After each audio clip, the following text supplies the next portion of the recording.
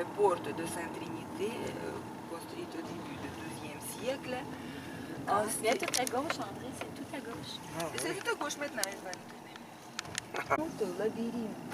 C'est deux labyrinthes, là-bas, encore 48. Et donc 20%, pas plus, cavernes dans les catacombes. Nous sommes orthodoxes. Mais nous, Larissa peut-être vous a dit, ou encore va raconter, parce que c'est l'église uniate, c'est-à-dire de rite byzantin. Regarde ça. Ok.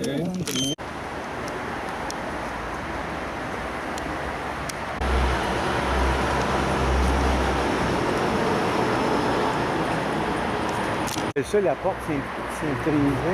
Sainte-Trinité, construite au début du XIIe siècle, mais comme toutes les églises de Kiev étaient baroquisées au XVIIe, XVIIIe siècle. C'est-à-dire, les murs, c'est au début du XIIe siècle, n'étaient jamais détruites, baroquisées. C'est-à-dire les églises, au début du XIIe siècle, sous les frais d'un prince de Tchernigov. Alors Tchernigov, au XIe siècle, était rival de Kiev. Et le prince de Tchernigov, quand il était jeune, Nicolas Svetocha il s'appelle, quand il était jeune, il luttait comme tous les princes de l'époque, tuait les autres, etc. Mais quand il est devenu plus âgé, il a décidé de devenir moine. Mais il avait un problème parce que ici on peut apercevoir qu'il suffit par son regard. Si vous êtes ici, on regarde là-bas. Si vous êtes ici, on tourne le regard. Ah, ok, oui. C'est pas...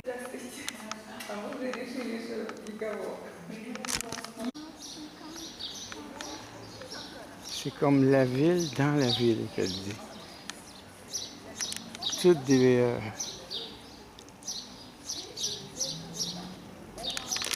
monastères, il y en a combien ici? 120. Mais ici, on est dans la partie, on va dire, plus musée, et eux autres sont dans la partie qui est encore... Ah oui, ok, 120 moines. On va descendre du monastère. C'est à l'ancien monastère. Mais aujourd'hui, cette partie appartient à l'État. C'est le réserve d'État. Ah, ok. On va encore descendre dans les cavernes qui appartiennent au monastère, où habitent les moines. C'est en bas. On va arriver là-bas. On va maintenant.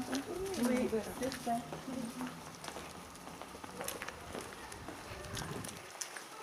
Ici, est-ce qu'on peut expliquer chaque... Futur choriste. Ici était l'école qui préparait les chanteurs, futurs choristes pour les églises. Ok. Parce que vous savez, dans l'église orthodoxe,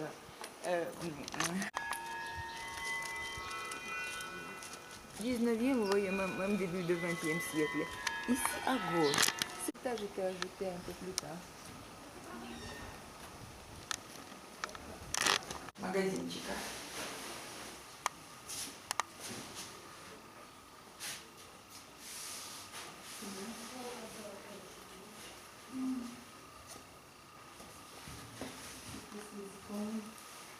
Ouais, c'est toutes des icônes. Celle-là m'intéresse.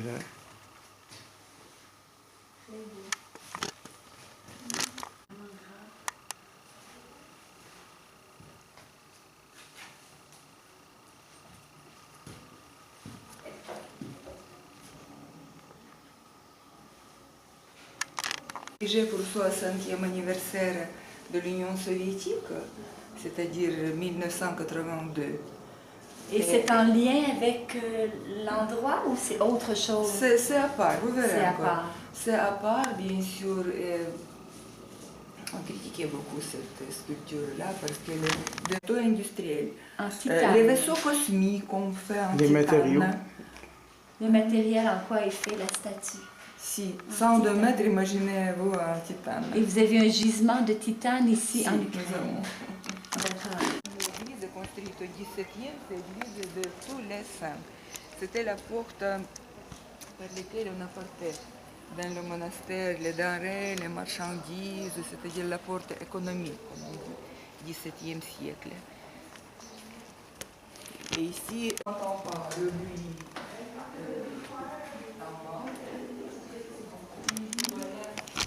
plus tard que les Saint-Sophie.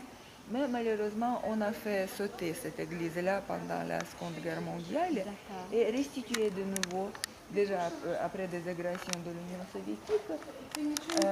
Seulement, dedans, on peut voir les fragments des murs et des voûtes.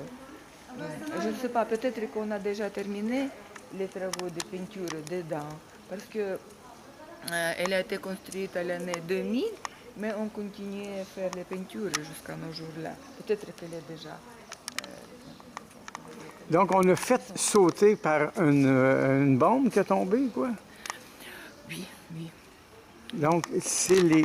Au 12e, les guerres intestines interminables, la situation se change. À propos, ici, non, vous voyez le clocher. Le clocher construit au milieu du XVIIIe siècle par un constructeur allemand, Schädel. La hauteur avec la croix, presque 100 mètres. Et au XVIIIe siècle, c'était le plus haut clocher de l'Empire russe.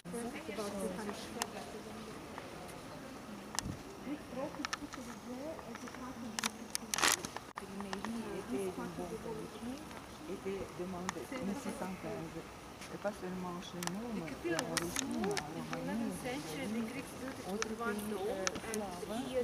pays slaves.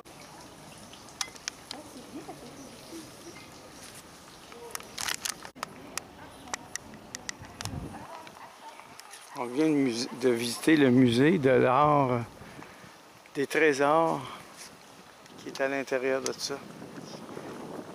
Les objets qu'on a trouvés sur dans des tombes des tsars des années 400.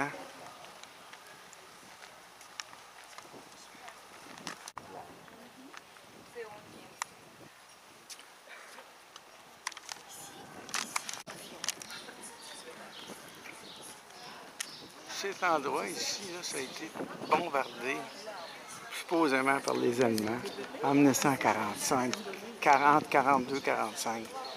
Et c'était, depuis ce temps-là, c'était toutes des ruines ici. Ça a été laissé à l'abandon. Et l'époque soviétique, ils n'ont pas rien fait. Et dans les années 80, on a tout reconstruit tel que c'était. Et les peintures, ce qu'on vient de visiter à l'intérieur, ça vient d'être ouvert au public.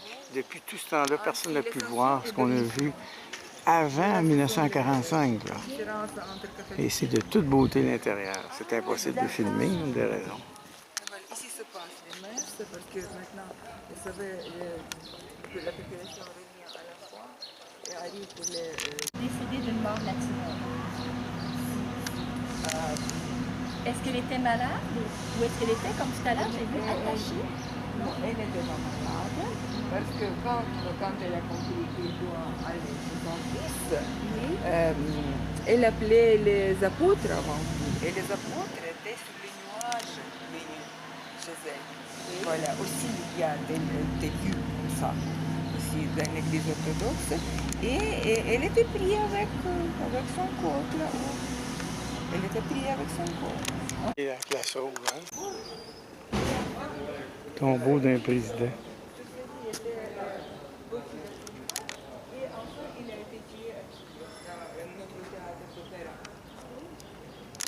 C'était quel président? Dans son testament, il a écrit qu'il doit être enterré là où il sera tué. Il savait qu'il serait tué, parce qu'il y avait beaucoup d'attentats sur Stolypin. C'est quoi son nom, lui? Stolypin. Qui était président?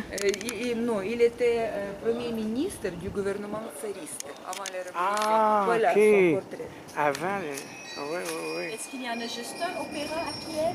Parce qu'on va Il aller est tué.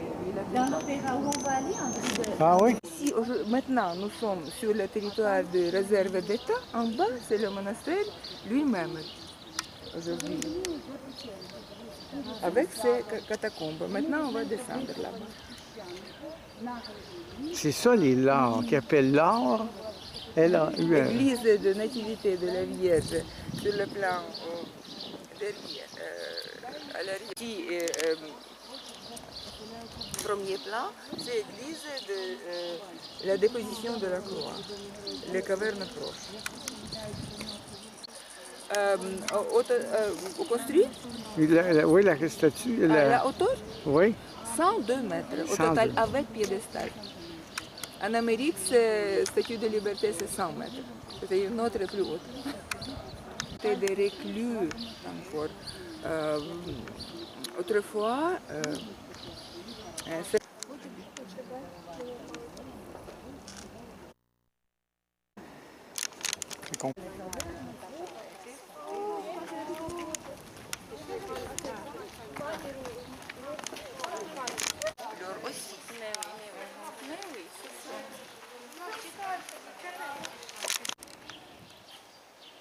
c'est comme une poire, le bout, là.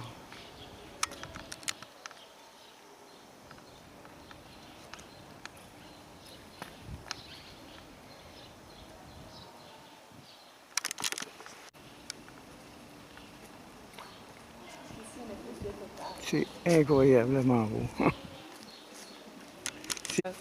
les coupoles récentes et à gauche, c'est conservé. Ah, OK, oui, oui, oui, oui.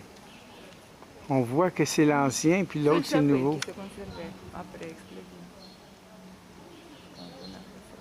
C'est la seule chapelle qui est là, qui s'est conservée. Ah, oui. On voit très bien que c'est le seul, oui. Il s'était refait à côté. Mais c'est l'or. Après la guerre, pour la restauration des coupoles, on a utilisé 14 kg de l'or pur. Ce sont les feuilles d'or très très fines qu'on a trouvées sur la base spéciale. C'est de l'or, Marie. C'est ce qui... Et quand elle est